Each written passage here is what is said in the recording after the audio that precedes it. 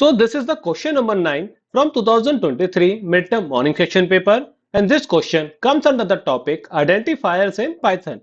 So in this particular question, four options have been given to you and you need to identify which one of them is invalid variable name. So in order to answer this one, first of all we need to aware कि क्या क्या हमारे पास rules है for naming N identifier. तो first rule is कि कोई भी identifier है आपका वो किसी अल्फाबेट से या फिर अंडरस्कोर साइन से स्टार्ट हो सकता है. अब अल्फाबेट यानी कि it could be small case और as well as upper case. Okay, moreover इसके अंदर क्या है, आइडेंटिफायर के अंदर आप डिजिट्स कंटेन कर सकता है लेकिन ये किसी डिजिट से स्टार्ट हो नहीं सकता. तो ध्यान दीजिएगा, इंपॉर्टेंट पॉइंट है ये कि आपका जो आइडेंटिफायर है it may contain some digits but it cannot start with a digit.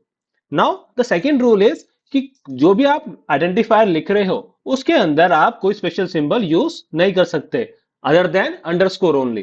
ठीक है, तो जैसे सिंबल्स हो गए आपके at the rate, pound, dollar, या इवन आपका जो स्पेस होता है वो भी आप इंक्लूड नहीं कर सकते.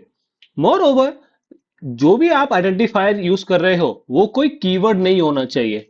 एग्जाम्पल के लिए अगर मैं बात करूं तो कीवर्ड्स क्या होते हैं, आपके रिजर्व वर्ड होते हैं इन पाइथन के अंदर जिनका कुछ स्पेशल मीनिंग होता है. तो in total we have 33 keywords. अभी थोड़ी देर में हम आपको उनकी लिस्ट भी दिखा देंगे. जैसे एग्जाम्पल के लिए आपने सुना होगा फॉर लूप, तो ये क्या है, फोर क्या है आपका एक कीवर्ड है. सिमिलरली इफ क्या हो गया आपका एक कीवर्ड है.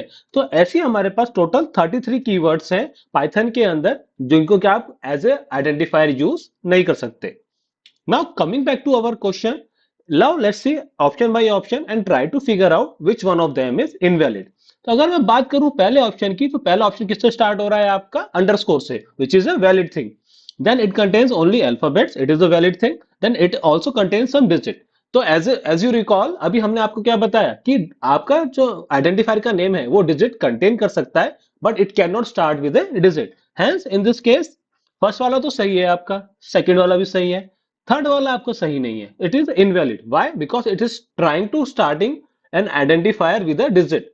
As we already told you कि आप आइडेंटिफायर को डिजिट से स्टार्ट नहीं कर सकते.